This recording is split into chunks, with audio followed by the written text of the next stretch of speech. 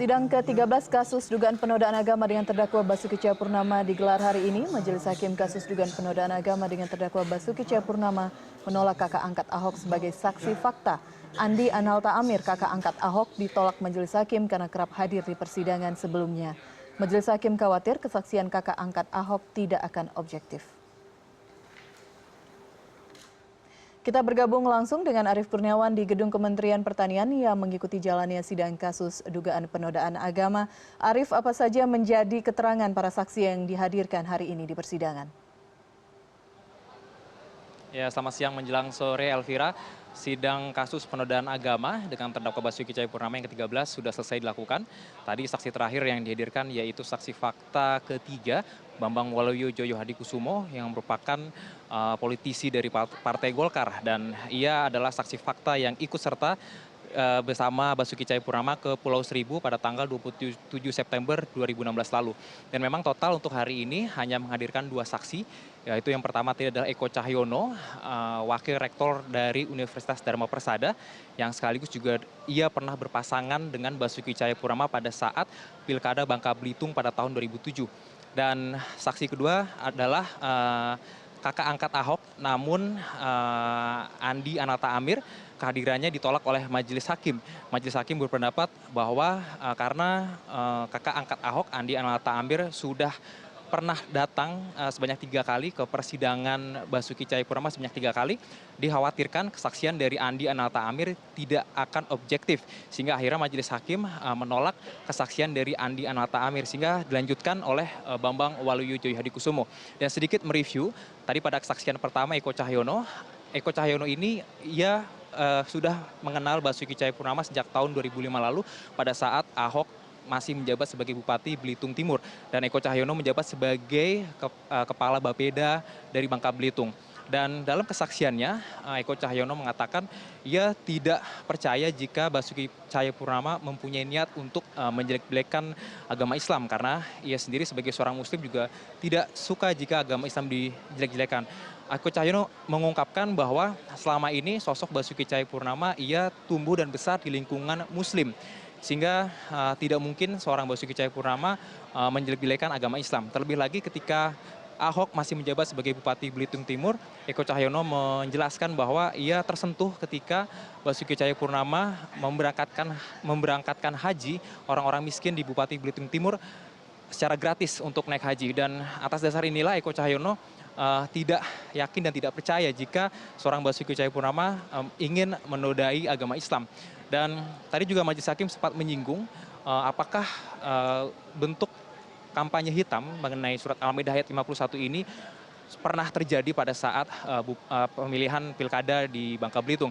Dan Eko Cahyono mengatakan pola-pola serangan yang ditujukan kepada Basuki Cahayapurnama dengan menggunakan surat Al-Maidah ayat 51 ini memang sudah polanya sama menurut Eko Cahyono pada saat pilkada di Babel pada tahun 2007 dan dengan pilkada DKI saat ini 2017, melalui selebaran pamflet dan juga dakwah-dakwah di masjid-masjid yang menyatakan bahwa umat Muslim dilarang untuk memilih pemimpin non-Muslim.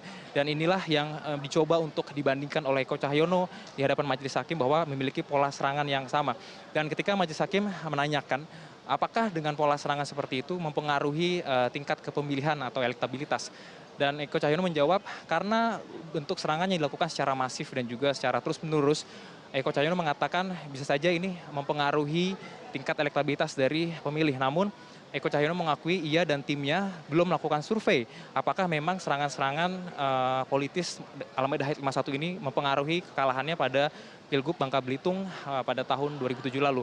Dan ketika Majelis Hakim menanyakan kepada Eko Cahyono apa pertimbangannya dia sehingga ia mau berpasangan dengan Basuki Cahayapurnama pada saat Pilgub Bangka Belitung, Eko Cahyono mengatakan selama menjadi Bupati Belitung Timur tahun 2005, sosok Ahok memiliki track record yang bagus di mana ia adalah seorang yang anti korupsi. Bahkan tingkat korupsi di Bupati Belitung Timur itu turun sejak Ahok menjabat sebagai Bupati Belitung Timur. Dan inilah yang menjadi dasar mengapa Eko Cahyono bersedia untuk berpasangan dengan Basuki Cahayapurnama pada Pilkada Bangka Belitung pada tahun 2007.